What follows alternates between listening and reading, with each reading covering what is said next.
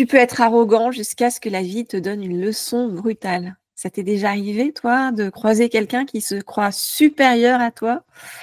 Hello à tous, bienvenue dans votre Energy Talk. Alors, je suis très heureuse de vous retrouver aujourd'hui pour parler d'un sujet qui concerne tout le monde, l'arrogance et ces moments où la vie te donne des leçons d'humilité qui te transforment à jamais. Alors pour ceux qui découvrent cette chaîne, je suis Christelle Cronier, experte en transformation et en énergie positive. Et après plus de 3000 interviews avec des leaders mondiaux, 12 livres sur l'optimisme, la motivation, l'intuition, eh bien, je vous aide aujourd'hui à être à la hauteur de vos rêves.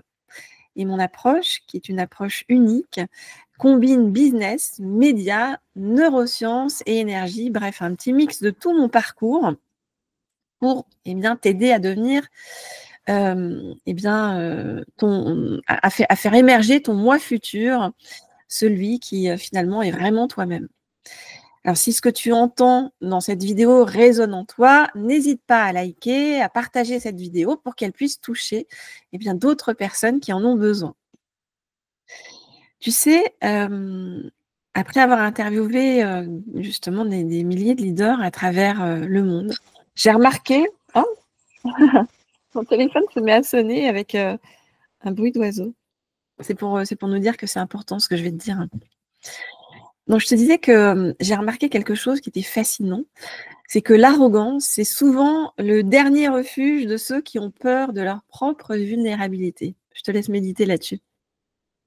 Finalement, l'arrogance, c'est comme une armure qu'on porte, une armure qui est lourde. Ça me fait penser à ce livre que j'aimais beaucoup d'ailleurs, que tu devrais lire, qui s'appelle Le Chevalier à l'armure rouillée, de Robert Fisher. Je te conseille de le lire. Bref, donc je te dis, l'arrogance, c'est vraiment une armure que tu portes, que tu mets et qui te donne l'impression d'être invincible. Mais la vie, elle a cette façon bien à elle de te rappeler que cette armure, finalement, n'est qu'une illusion.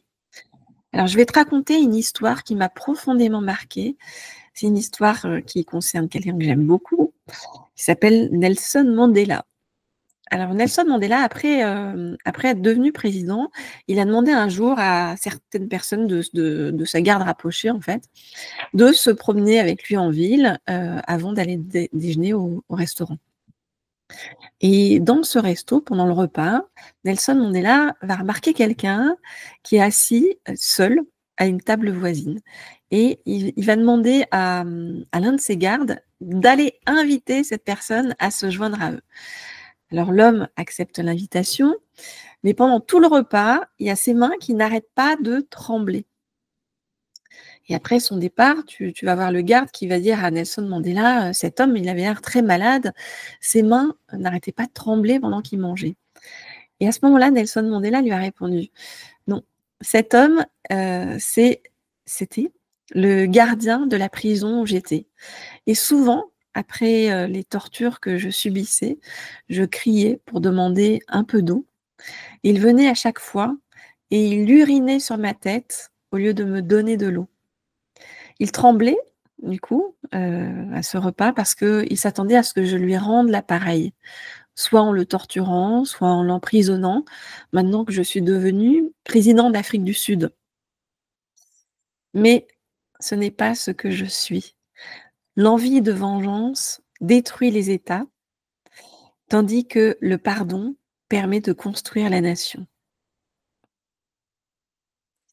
Cette histoire, ça m'a fait réaliser quelque chose de profond. L'humilité, c'est pas une faiblesse, c'est une force au contraire. Une force qui permet de transformer la haine en amour, ou tout comme la vengeance en pardon. Cette histoire de Nelson Mandela, elle résonne particulièrement en moi parce qu'elle montre que l'arrogance, c'est souvent une prison qu'on se construit soi-même. En tant que journaliste, pendant pas mal d'années, j'ai pu observer comment le pouvoir ou l'argent peut parfois nous faire perdre pied, nous faire oublier notre humanité. Et tu sais, ce qui est fou, en fait, c'est que la vie, a toujours une façon de nous ramener à l'essentiel. C'est un peu comme un boomerang. Plus on s'élève dans l'arrogance et plus la chute va être douloureuse. J'ai vu des PDG qui étaient au sommet de leur réussite. Je les ai vus tout perdre parce qu'ils avaient oublié l'humilité. Je me souviens notamment d'un président dans une chaîne de télé où j'ai travaillé. Il disait bonjour à personne.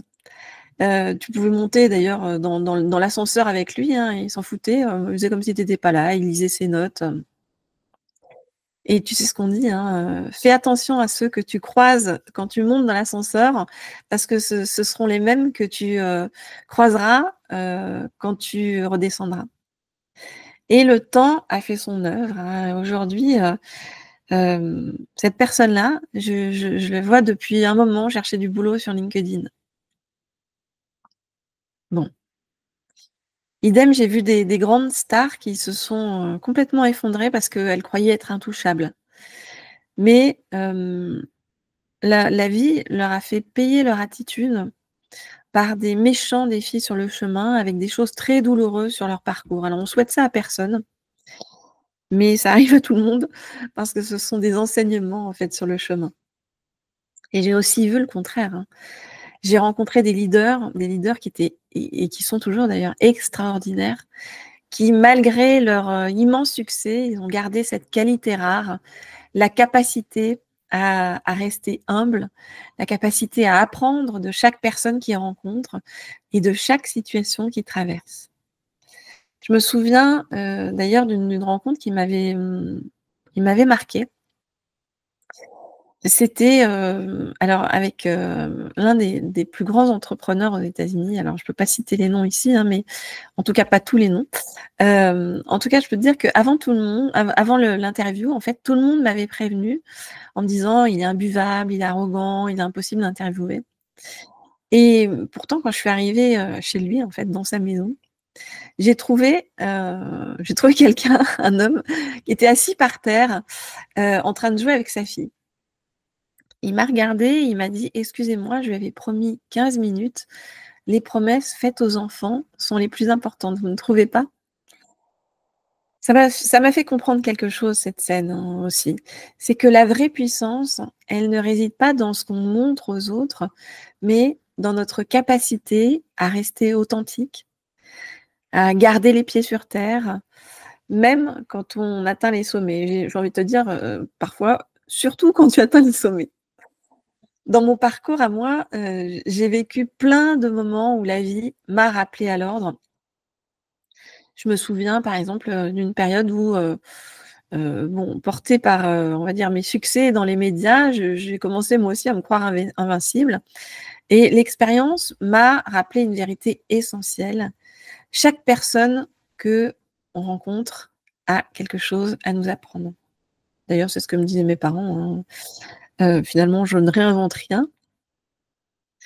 Mon père m'a toujours dit de la même manière, tu parles de la même façon à, à comment on appelle ça? À un balayeur qu'à un président. Ça m'est toujours resté et ça me paraît tellement logique et normal et humain et simple quoi, en fait. En tout cas, la vie, je peux te dire, nous donne des leçons exactement quand on en a besoin, parfois doucement et parfois brutalement.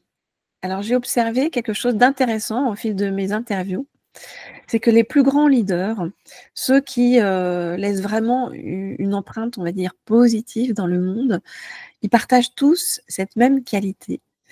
C'est pas leur intelligence, c'est pas leur charisme, ni même leur vision, même s'ils ont, souvent évidemment une vision exceptionnelle des choses, Ce sont des grands visionnaires, mais c'est aussi leur capacité à continuer d'apprendre tous les jours.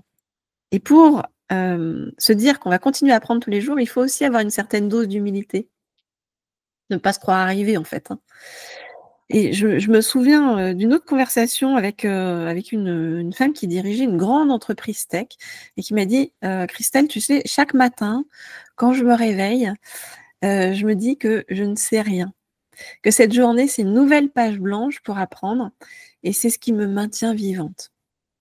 Cette approche, elle transforme complètement notre rapport à l'échec.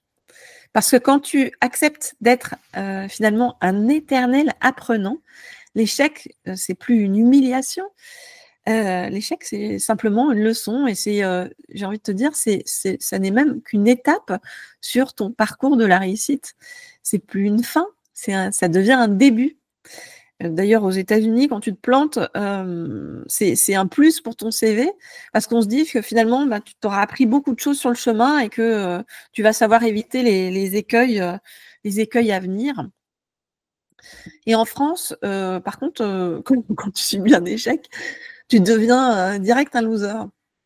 Alors, j'ai vu cette transformation opérer chez pas mal de mes clients. Alors, au début, ils arrivent souvent avec cette armure d'arrogance qui finalement est tout simplement cette peur de montrer leur faiblesse. Et puis, petit à petit, ils découvrent que leur vraie force réside dans leur capacité à rester authentique et à admettre qu'ils peuvent aussi finalement s'ouvrir à d'autres choses, comme par exemple les techniques énergétiques que j'utilise aussi pour les aider. Et tu sais, j'ai compris quelque chose qui est puissant, rien qu'en observant la nature. Regarde, si tu regardes les plus grands arbres, ceux qui s'élèvent le plus haut sont aussi ceux qui ont les racines les plus profondes. Bah, c'est pareil pour nous, plus on s'élève dans la vie et plus il est, j'ai envie de te dire, crucial de rester ancré, enraciné et surtout connecté à notre humanité. Parce que la vie, je te l'ai dit, elle a cette façon bien à elle de nous donner des leçons d'humilité. Parfois, c'est à travers une maladie qui va nous rappeler notre fragilité. Parfois, c'est un échec professionnel qui va nous faire redescendre sur terre. J'ai vu des choses bien plus violentes, hein, d'ailleurs, hein, des personnes qui ont eu des enfants malades. Enfin, quand je dis malade, c'est très malade. Enfin, voilà. Donc, il y a souvent des rencontres aussi qui sont là pour nous aider à bouleverser toutes nos certitudes sur le chemin. C'est comme cette histoire que m'a raconté un jour un chaman que j'ai croisé. Et oui, je me suis initiée à plein de choses sur le plan énergétique, comme je te l'ai dit.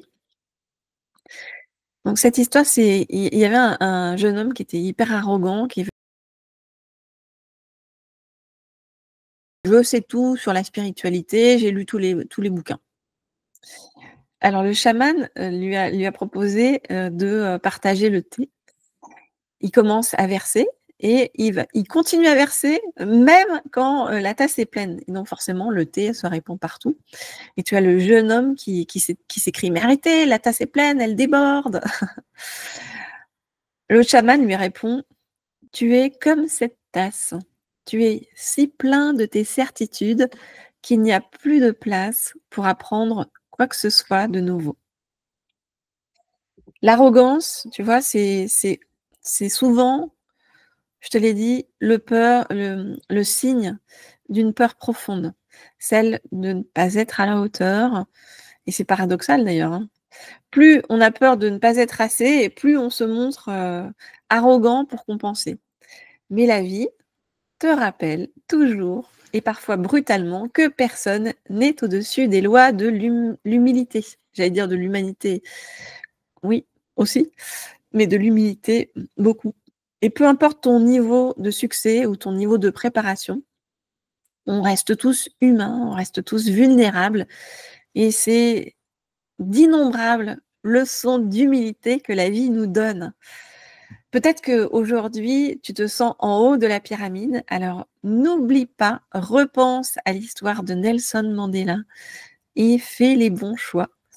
Voilà les amis, alors si vous voulez aller plus loin et avoir accès à mes prises de conscience, sachez que bah, j'ai créé des formations hein, spécialement sur tous ces sujets-là, des formations qui vont vous aider à vous reconnecter à la bonne partie de vous-même et à changer votre vie pour être à la hauteur de vos rêves.